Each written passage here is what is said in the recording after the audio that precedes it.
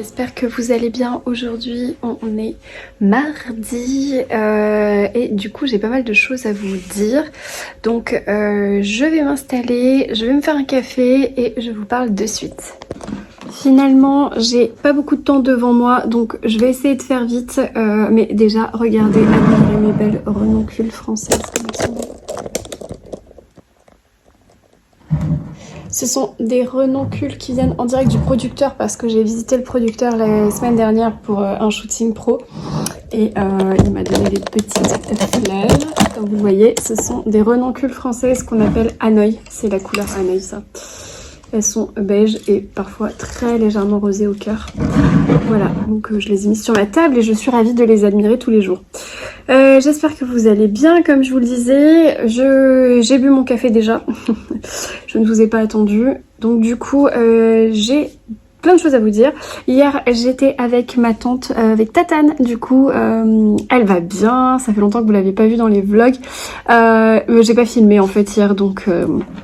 vous ne la verrez pas, mais elle va bien, elle lit beaucoup. Maintenant, elle est à la retraite, donc elle lit beaucoup et beaucoup plus que moi, donc ça fait plaisir.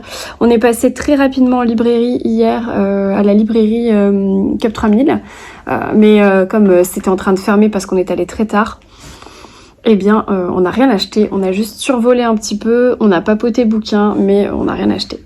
Donc voilà, rien de nouveau pour ma tante, à part que tout va bien.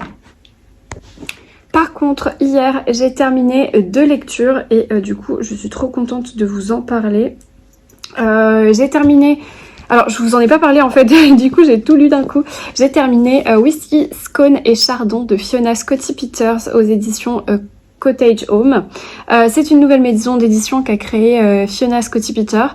Du coup, c'est un cozy mystery qui se passe en Écosse. On va suivre une jeune fille qui s'appelle Alba et c'est une Parisienne qui, en 2-3 pages, perd absolument tout. Elle perd son mec, elle perd son job, elle perd son appartement. Ses parents ne sont pas là, sa meilleure amie n'est pas là. Tout s'effondre un petit peu autour d'elle. Elle tombe sur une annonce qui lui parle d'un job en Écosse. Donc pour être...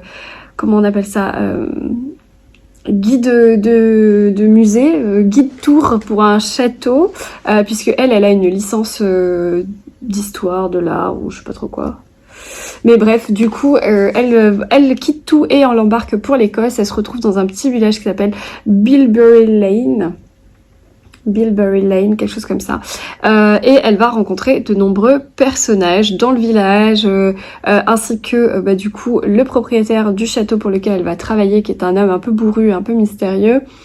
Alors que dans le village, tout le monde est très mignon, c'est très bucolique, tout est adorable et patati et patata. Voilà, et en fait, à partir de là, eh bien, comme c'est un cosy mystery, vous vous doutez qu'il y aura un cadavre. Bien sûr, notre jeune Alba va enquêter et je ne vous en dirai pas plus. J'ai trouvé que le début était très rapide pour une mise en bouche. Je me suis dit waouh, ça va super vite, et puis après en fait ça allait assez bien. J'ai bien aimé, franchement c'était vraiment pas mal. C'est top pour un premier roman. J'ai beaucoup aimé le décor, j'ai beaucoup aimé l'ambiance, j'ai bien aimé l'enquête, même si c'était très couru d'avance, mais on s'en fout parce que c'est un cozy mystery et on aime ça aussi. Donc franchement non, c'est prometteur, je suis assez contente, ça change de ce que j'avais l'habitude de lire dans les autres cozy mystery. Après il y a quand même pas mal de clichés, 2-3 trucs qui m'ont fait un peu grincer des dents, mais c'est vraiment très léger. On va dire que c'est pas du tout ce que j'ai retenu de cette histoire. Donc je suis très contente de l'avoir découverte et évidemment que je lirai la suite si j'en ai l'occasion, parce que franchement c'est tout cosy, tout doux. La maison d'édition est toute jeune, elle est assez prometteuse. La mise en page était assez chouette. J'aurais juste voulu que les numéros de page ne soient pas ici mais là, parce que quand tu tiens ton livre comme ça, en fait là tu vois la page et là tu vois pas, et en fait c'est là derrière, donc tu sais pas où t'en es. Donc du coup bon, c'est des tout petits trucs, mais voilà, c'est une nouvelle maison édition. Il n'y a pas non plus de conclusion, de remerciement, de note de l'auteur. Ça m'a un peu perturbée, c'est genre l'histoire se finit, point. Voilà, donc j'avoue que j'étais un peu surprise, mais c'est rien du tout comparé à l'histoire qui est assez chouette, et je vous recommande du coup d'aller découvrir la maison édition Cottage Home et de découvrir du coup l'écrit de Fiona Scotty Peters. Je pense que c'est pas tout à fait facile de trouver son livre sur les bancs des librairies traditionnelles. Donc je vous invite plutôt à regarder ce qui se fait sur le net ou directement sur le site de la maison d'édition. Voilà, en tout cas je remercie beaucoup l'autrice de me l'avoir envoyé et de m'avoir fait découvrir sa plume. J'ai également terminé mon livre audio du moment qui était un classique puisque j'avais découvert Le Tour du Monde en 80 jours de Jules Verne. Voilà, donc je suis très contente de l'avoir lu. J'avoue que j'ai beaucoup aimé, beaucoup aimé cette histoire. C'est donc mon deuxième Jules Verne et franchement j'ai adoré. J'ai l'impression que c'est un livre qui a pas du tout vieilli. Bon, il a un petit peu vieilli dans les propos. Je pense qu'il y a certaines choses qu'on ne pourrait plus écrire de nos jours. Par exemple, il a des termes raciaux qu'on ne peut plus du tout utiliser aujourd'hui, voilà, parce que les choses évoluent. Mais mis à part des petites choses comme ça, c'est assez moderne, c'est très dynamique. J'ai adoré le flegme à l'anglaise de notre personnage principal. J'ai adoré découvrir toutes les contrées à travers le monde. Il y a d'ailleurs un passage en clin d'œil à la déesse Kali en Inde et du coup j'étais très contente parce que depuis que j'ai lu La fille de Kali, je suis au fait des traditions hindouistes. Donc du coup j'ai vraiment beaucoup aimé et cette version est illustrée. Donc j'avoue que j'ai pas trop regardé les images sur la fin, j'ai écouté un peu rapidement, mais voilà, on peut avoir des images un petit peu illustrées comme ça. Donc je remercie encore l'Hôtel Jules Verne de m'avoir offert ce livre-là. J'ai tout bonnement adoré vraiment ce tour du monde en 80 jours. J'ai été un petit peu décontenancée parce que je ne sais pas pourquoi, je m'attendais à ce qu'il y ait un ballon dans l'histoire. Vous savez, les ballons gonflables, un peu comme là, en fait. Je m'attendais à ce qu'il y ait un passage dans un ballon et je m'attendais à ce qu'on croise Nellie Bly, qui est une aventurière, je crois, des années 1900. Je dis des bêtises peut-être, là. Mais voilà. Donc, il n'y a pas du tout de ballon, il n'y a pas du tout de Nellie Bly où, en fait, je pensais qu'elle allait avoir son équivalent. En fait, pas vraiment le personnage cité et nommé, mais pas du tout. Donc pas du tout, il n'y a pas de ballon, il n'y a pas de Nellie Bly, il n'y a pas tout ça. Mais c'était génial, vraiment j'ai adoré Passepartout, j'ai adoré Mrs. Aouda, enfin tous les personnages sont vraiment top. Donc je vous recommande si jamais vous voulez l'écouter. Moi je l'ai écouté sur Audible, je l'ai acheté, j'ai pas pris un crédit audio parce qu'il coûtait que 4 €, il faisait que 8 heures d'écoute. Donc j'ai pas voulu utiliser un crédit audio pour ça.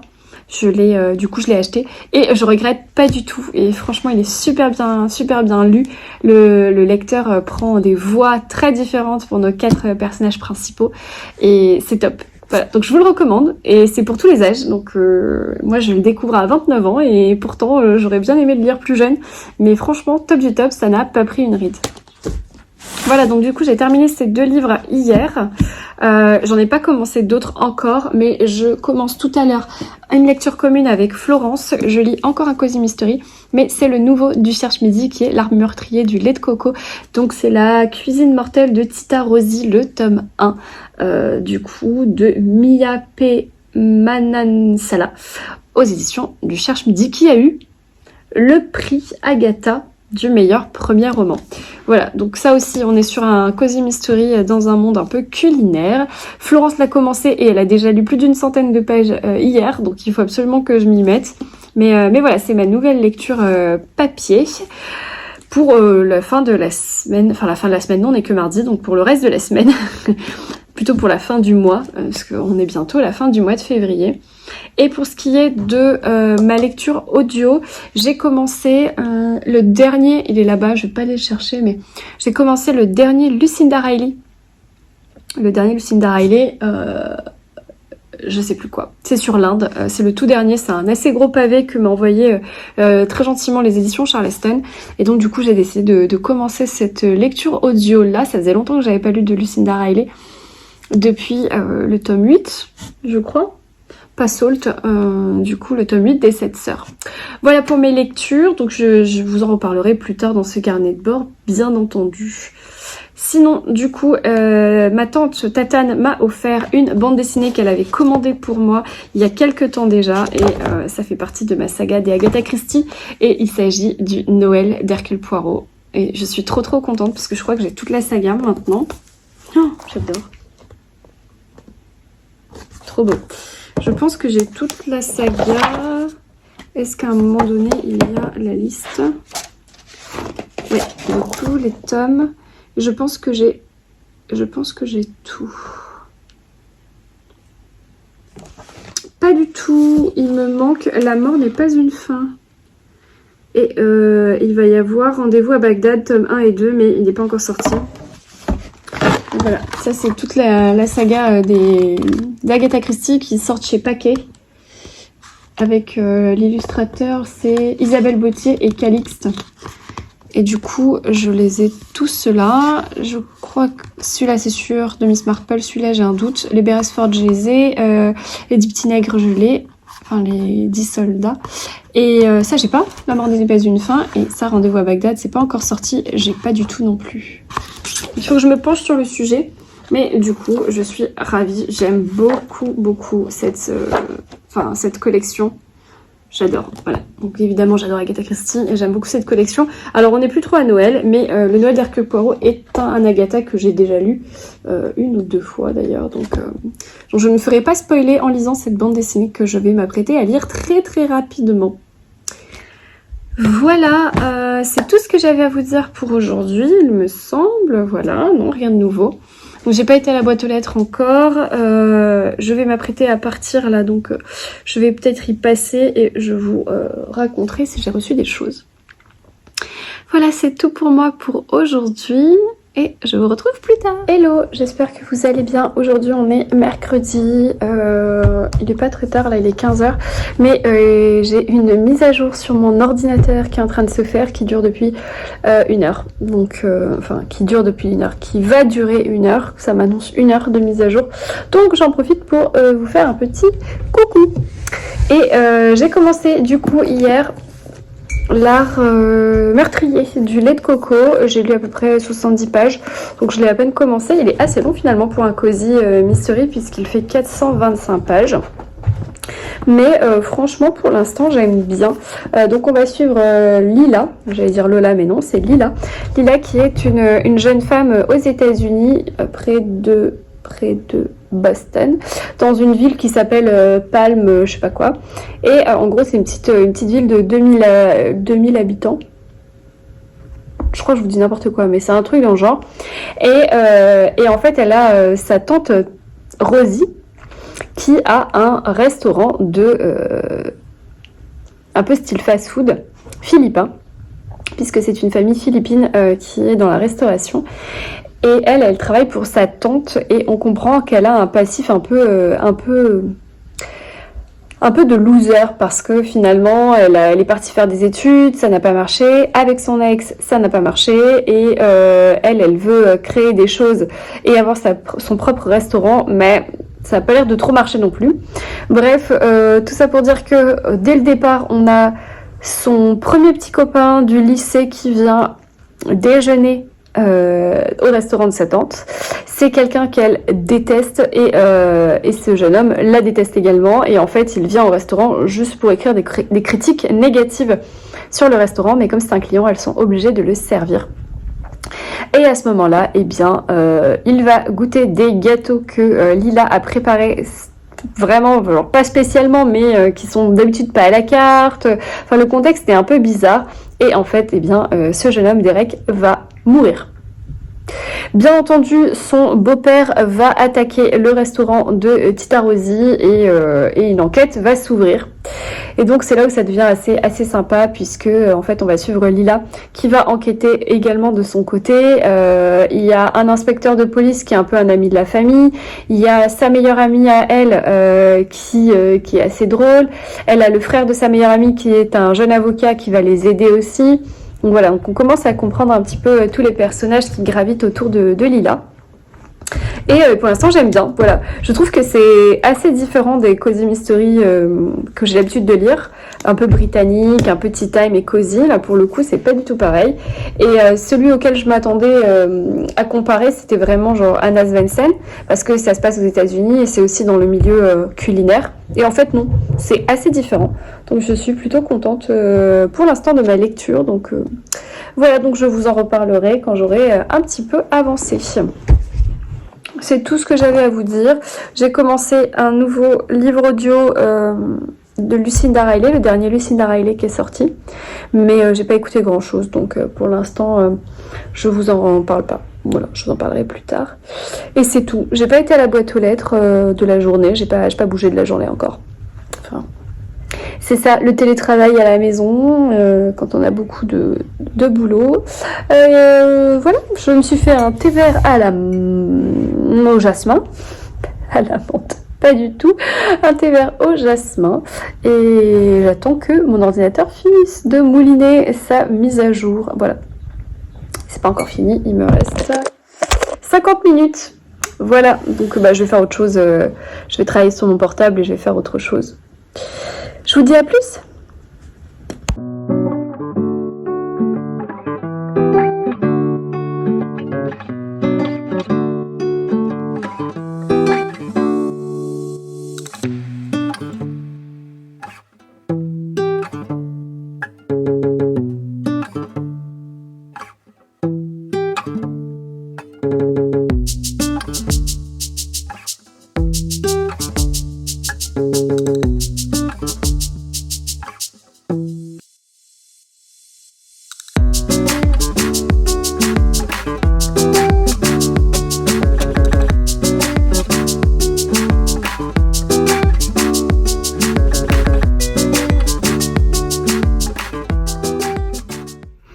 Hello, j'espère que vous allez bien. Aujourd'hui on est jeudi et je viens de me rendre compte qu'on était jeudi et que je n'avais ni filmé ni fait le montage de mon carnet de bord et que je dois partir dans 30 minutes.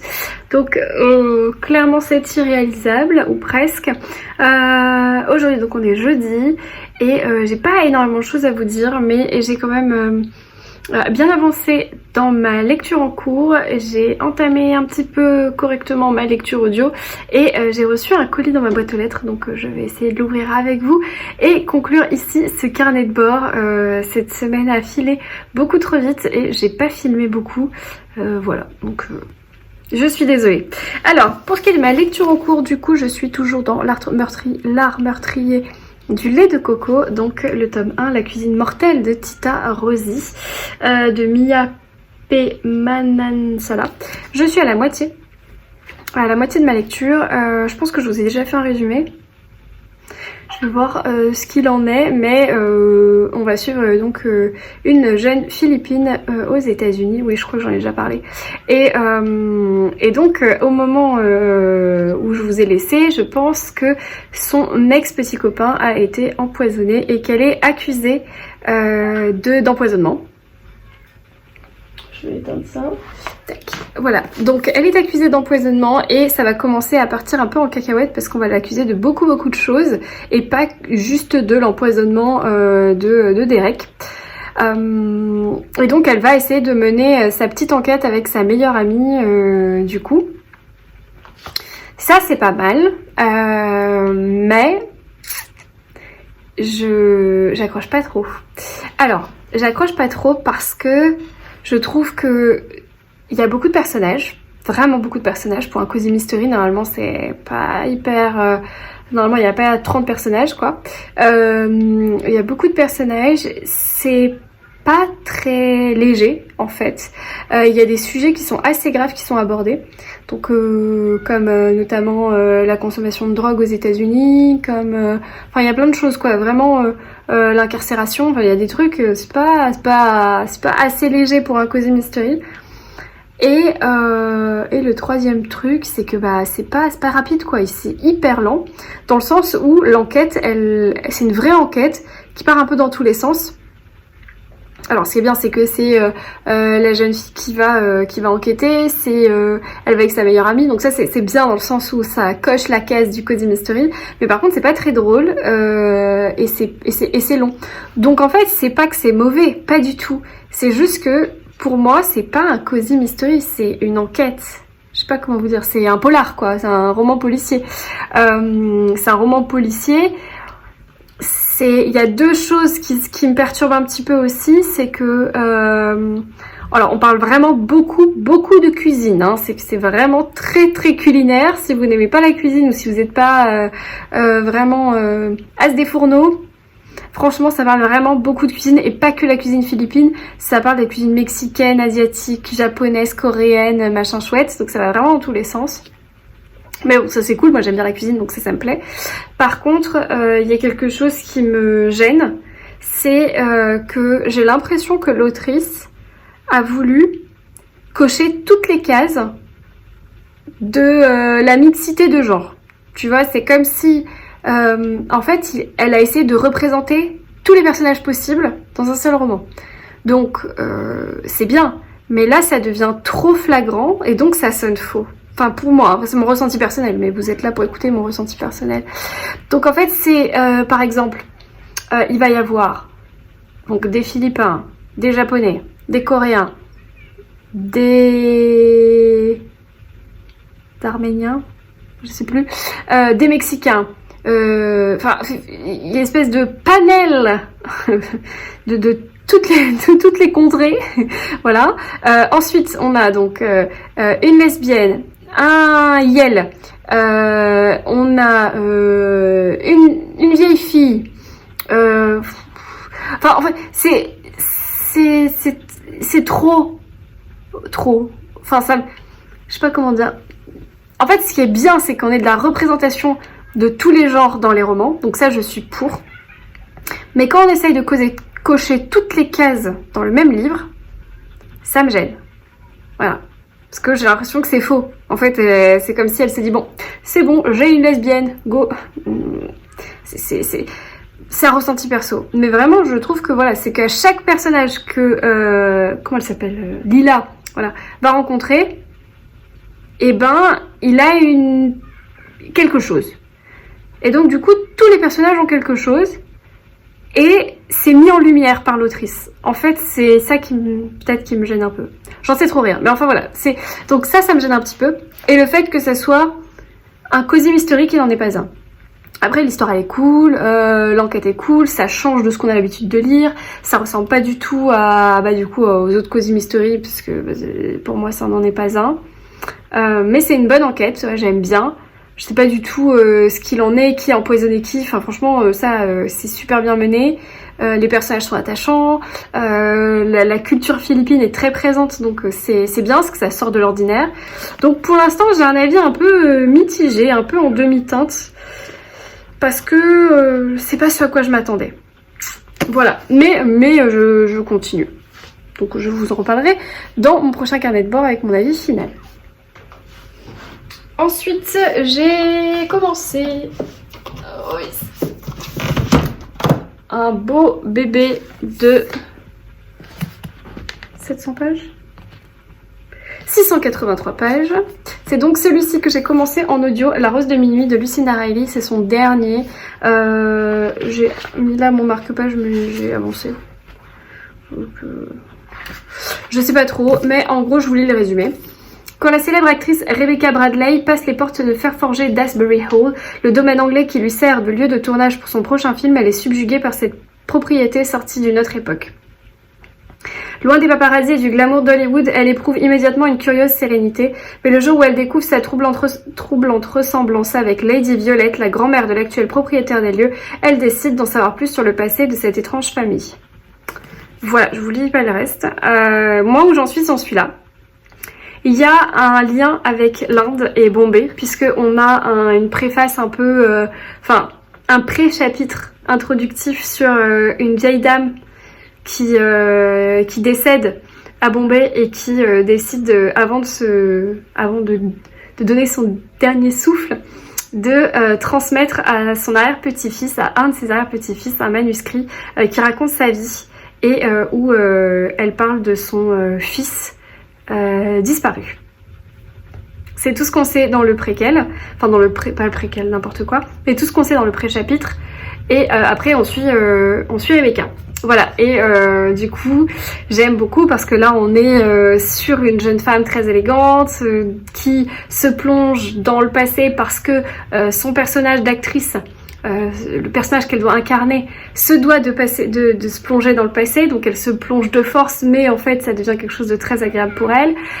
Et puis elle a découvert de Aylesbury Hall, de ce grand manoir un peu défraîchi mais qui est rempli d'histoire et d'âme, comme Lucinda Riley sait très très bien le faire et nous plonger. Donc voilà, donc c'est très agréable. La lectrice est très agréable aussi. Donc j'en ai pour un certain temps je pense d'écoute, mais j'adore écouter les Lucinda Riley parce que j'ai vraiment l'impression que c'est une très bonne conteuse, Lucinda Riley, et que je prends beaucoup de plaisir à ce qu'on me raconte ces histoires. C'est un peu Madeleine de Proust, vous voyez. Donc j'aime beaucoup écouter les livres de Lucinda Riley. Et je me suis rendu compte qu'il m'en manquait un. Je me suis rendu compte qu'il me manquait le domaine de l'héritière. Je l'ai pas. Je l'ai pas dans ma bibliothèque, j'ai pas du tout le livre et j'ai pas souvenir de l'avoir reçu, donc je pense que j'ai dû sauter ça ou Charleston m'a oublié. Mais en tout cas, j'ai pas le domaine de l'héritière, donc il faut que je le commande en grand format parce que j'ai tous les Lucinda en grand format, même les anciens. Et donc il me restera encore 2 Lucinda à lire après celui-ci. Je n'ai pas lu Les Mystères de Fleet House. Et je n'ai pas lu... Ah bah non, le 3 du coup, le domaine de l'héritière, mais je l'ai pas. Donc les Mystères de Fleet House, je l'ai pas lu. Et je n'ai pas lu La Jeune Fille sur la Falaise, qui est son premier, il me semble. Je l'ai pas lu, voilà. Et bah du coup, le domaine de l'héritière. Mais je me les savoure. Parce que je sais pas combien il en reste dans le tiroir comme ça, qui vont nous sortir post-mortem. Donc je me les garde et je me les savoure petit à petit. Voilà, c'est tout pour mes avis de lecture. Je vais ouvrir mon paquet. J'ai reçu un paquet de la part de Thaïs Illustration, donc je suis très très contente. Merci d'avoir pensé à moi. Je vais aller me mettre sur ma table basse avec mes ciseaux et j'arrive. Donc c'est parti, j'ai reçu un paquet de la part de Thaïs que je remercie grandement d'avoir pensé à moi. Je sais pas du tout ce que c'est parce que je n'étais pas au courant. Donc je vais ouvrir ce petit paquet, ce gros paquet plutôt. Alors, j'adore, j'ai un petit mot. Du coup, elle écrit: j'ai fait de la récup de plastique pour combler les colis, c'est moche, mais j'espère que ça a bien protégé. Donc, t'as tout à fait raison. Moi aussi, je récupère les emballages et les plastiques un peu comme ça. Donc, tu as très bien fait et je vais faire de même. Du coup, je vais garder tes emballages. Alors, je vais tout sortir parce que sinon, ça va faire beaucoup de bruit. Tac, je remets tout dedans et je les récupérerai également. Donc j'ai, tac, j'espère que c'est pas cassé, un joli colis comme ça.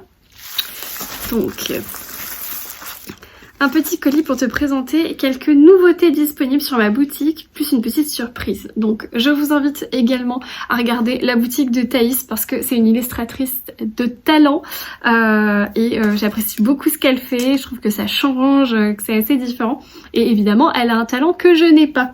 Donc je vous invite à regarder ce qu'elle fait dans ma barre d'infos. Donc tout d'abord j'ai un très joli avec un peu de velours là, très joli emballage, donc je suppose que c'est des marque-pages.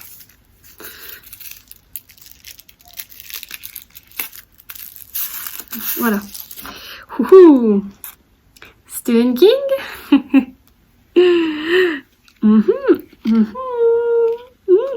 Stephen King, trop forte. Je suis pas sûre de le lire celui-là parce qu'il me fait un peu peur. Donc c'est ça, je crois. Tada! Remember who you are. Ça, c'est notre roi lion, bien entendu. J'adore. Qu'est-ce qu'il est bien fait. Elle est trop forte. Ensuite, je suis maître de mon destin, capitaine de mon âme. Bravo, c'est ma citation préférée. Alors, moi, je l'avais de Nelson Mandela, mais je pense qu'il l'a repris. Du coup, elle a écrit William Ernest Henley.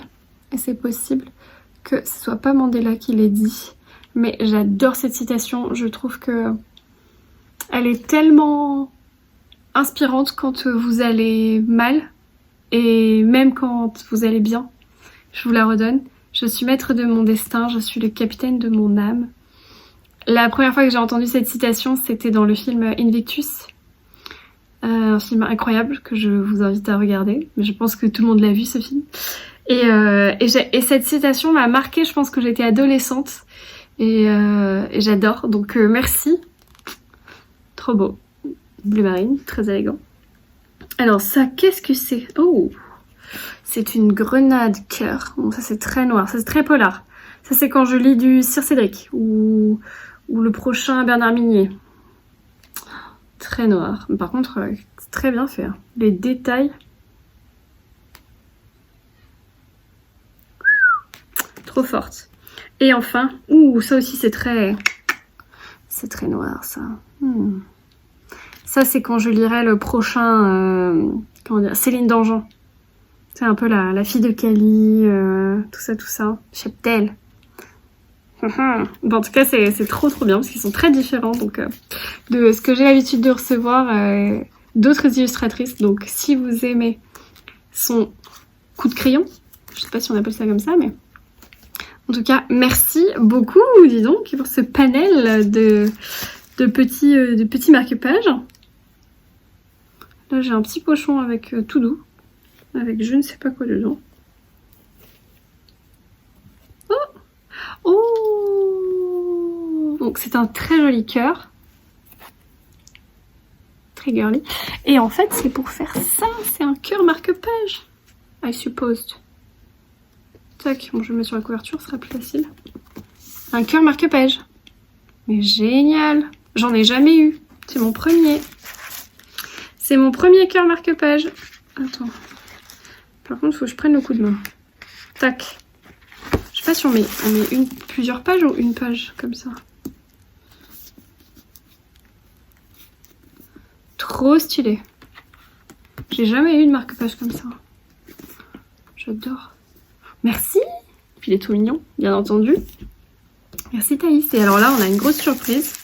J'espère que c'est pas cassé, je trouve que ça bouge, mais... Vous voyez ce que je vois? Ne serait-ce pas un tableau avec une illustration chat? Je fais attention parce que si c'est cassé et qu'il y a du verre... Non, c'est pas cassé, il n'y a pas de verre.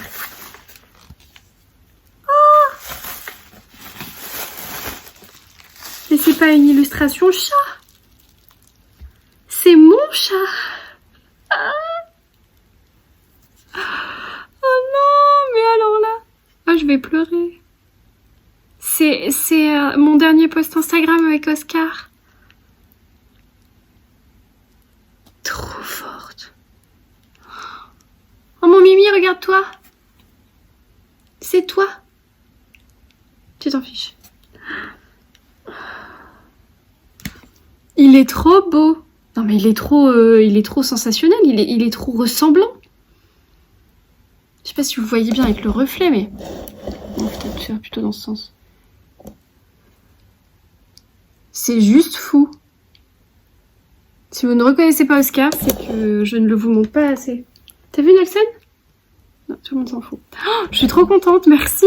Mais c'est juste foufou. Faut que je trouve une place de roi là dans ma bibliothèque. Bah dis donc, merci, j'ai été extrêmement gâtée là. Oh, merci beaucoup Thaïs, hein, c'est adorable. Et puis quel talent, quel talent indéniable pour le dessin. Je suis fan. Est-ce qu'on ne mettrait pas avec Bronchon hein. Hop. Ah, ça fait un peu trop là. Hein. Ouais, bon. Il lui faut une autre place. Tac, on va le mettre là. En attendant de lui trouver une place. Oh, il est trop beau. Oh, j'avais pas capté que c'était Oscar. Bon bah merci, tu gères. Merci beaucoup Thaïs, merci à vous chaque fois pour l'envoi de petites attentions et de petits cadeaux. Je suis très touchée. Je suis trop contente. Malheureusement, je ne peux pas rester plus longtemps et discuter avec vous. Il faut absolument que je parte. Je ne sais même pas si j'aurai le temps de faire le montage de mon carnet de bord ce soir, mais peut-être que je le ferai demain. Tant pis. Je vous laisse ici. J'espère que vous avez pu noter quelques lectures et que vous avez passé un bon moment en ma compagnie. Je vous souhaite un très très bon week-end, une très belle semaine, de très bonnes lectures et je vous dis ciao.